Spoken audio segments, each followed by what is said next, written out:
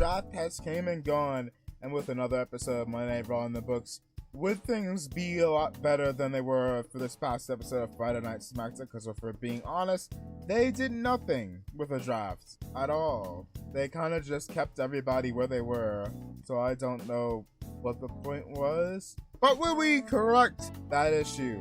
I am your wrestling VTuber, world champion Dojan Vaughn, and if you like daily wrestling content, feel free to like, comment, subscribe, because we got that right here. Also, don't forget to keep your boy in the main YouTube, on the Twitch, on Twitter, and on the Discord as well. Let's get into it. The show would open up a bit bizarrely with Liv Morgan, Becky Lynch, and despite going to Friday Night SmackDown, Nia Jax, which will ultimately set up for a match between Liv Morgan versus the Unstoppable Force for later on in the show.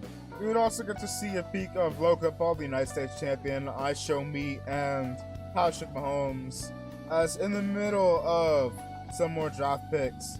Following the, I believe, the second or third round, Logan Paul will effectively start to berate and bury that of Jey Uso before main event Jey would come out and confront him.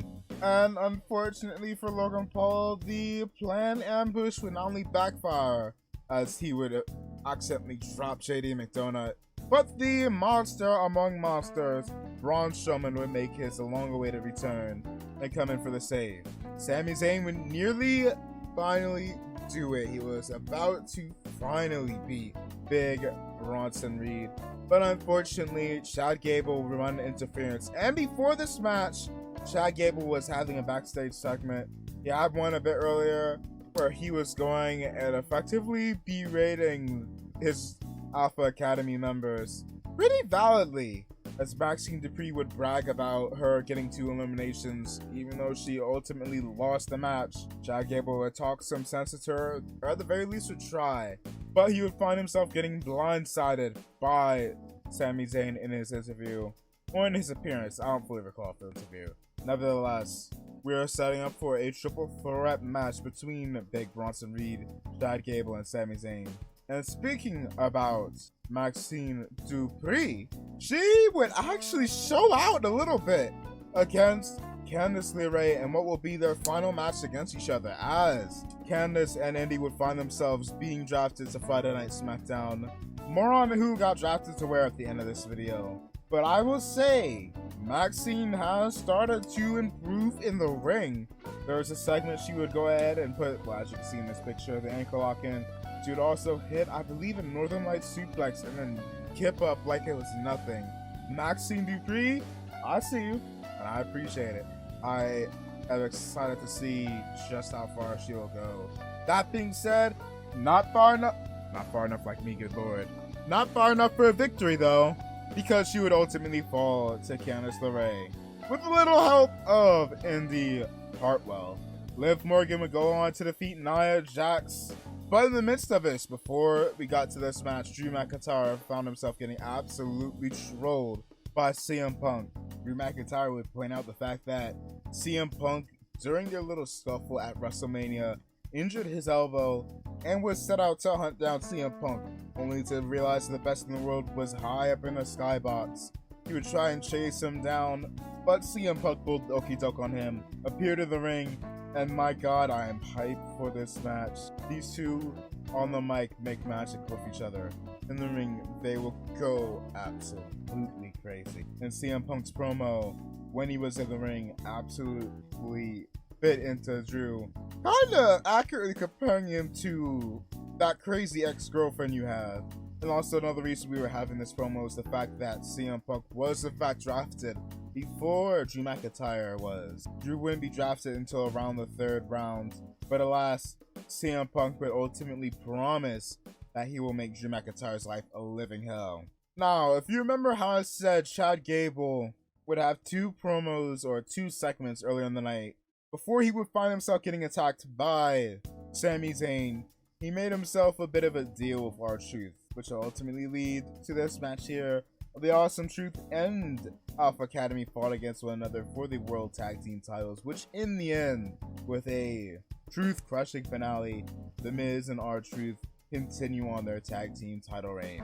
And in the main event, Jey Uso, alongside Andrade El Idolo, which is now on Monday Night Raw, with the rest of the LWO, including Carlito, even though this man, not even a week ago, jumped Dragon Lee again, and then dipped. He literally ran out of the ring, but for some reason he's still a part of the LW. I can't be bothered to get into it. Nevertheless, Ricochet, Andrade El Idolo, and Jey Uso would go on to face the Judgment Day and would come out the victors. Well, that was the review for Monday Night Raw. Let's get a bit more into the actual draft picks. On SmackDown, we would have Bianca Belair, Carmelo Hayes, Jey Uso, and Seth Rollins drafted, with Bianca being the overall number 1 pick to SmackDown, Jey Uso to Raw, Carmelo to SmackDown. One of the few actual changes on SmackDown, and Seth Rollins still to Raw. Randy Orton staying on SmackDown, Braun Breaker to Raw, Nia Jax to SmackDown. One of the few changes as well. I believe this is number 2 now. Liv Morgan staying on Raw, LA Knight staying on SmackDown, Ricochet staying on Raw, The Bloodline SmackDown, Sheamus on Raw, AJ on SmackDown, Alpha Academy on Raw, Andrade to SmackDown, Kiana James to Raw.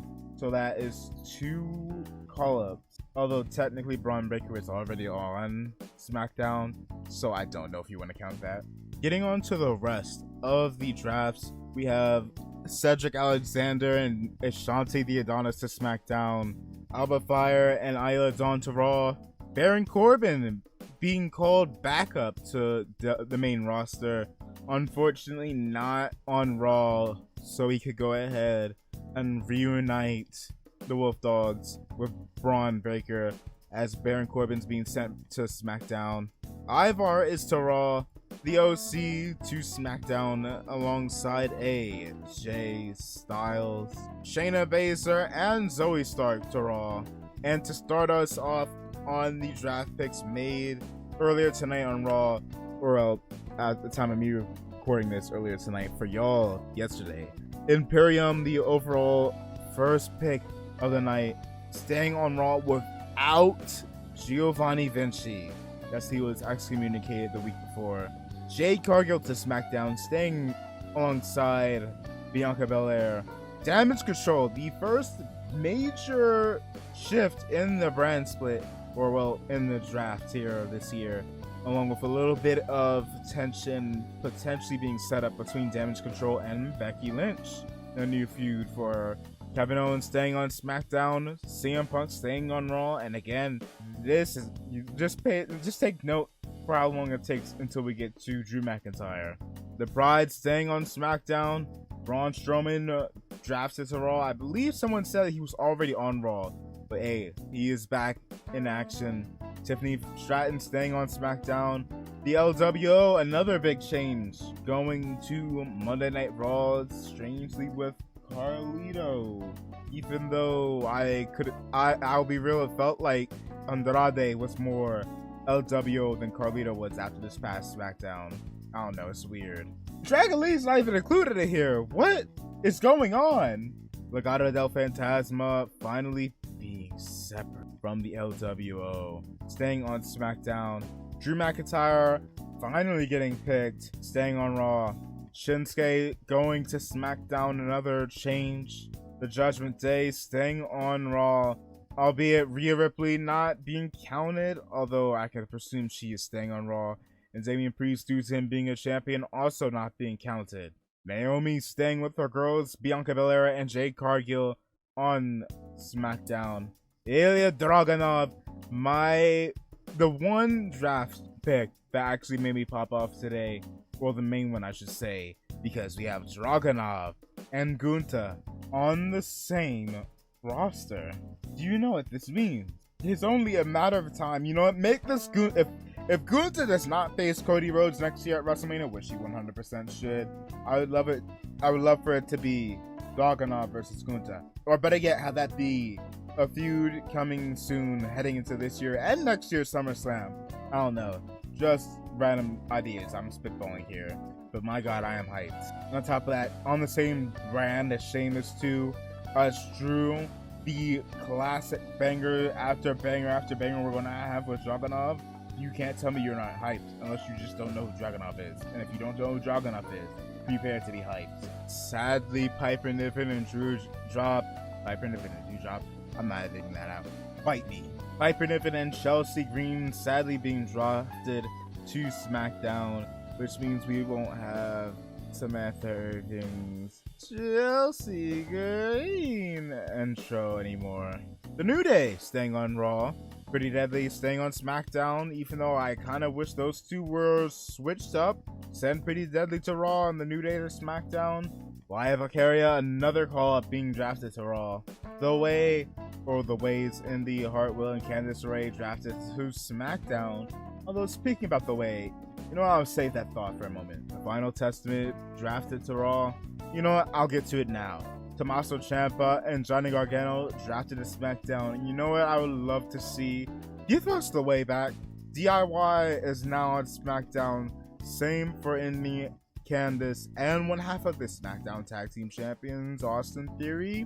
Who knows? Maybe we could have The Way reunite? I don't know. Bronson Reed staying on Raw. Blair Davenport, another call-up, being drafted to SmackDown. Ivy Nile and the Creed brothers staying on Raw, which they're most likely going to be paired with Chad Gable.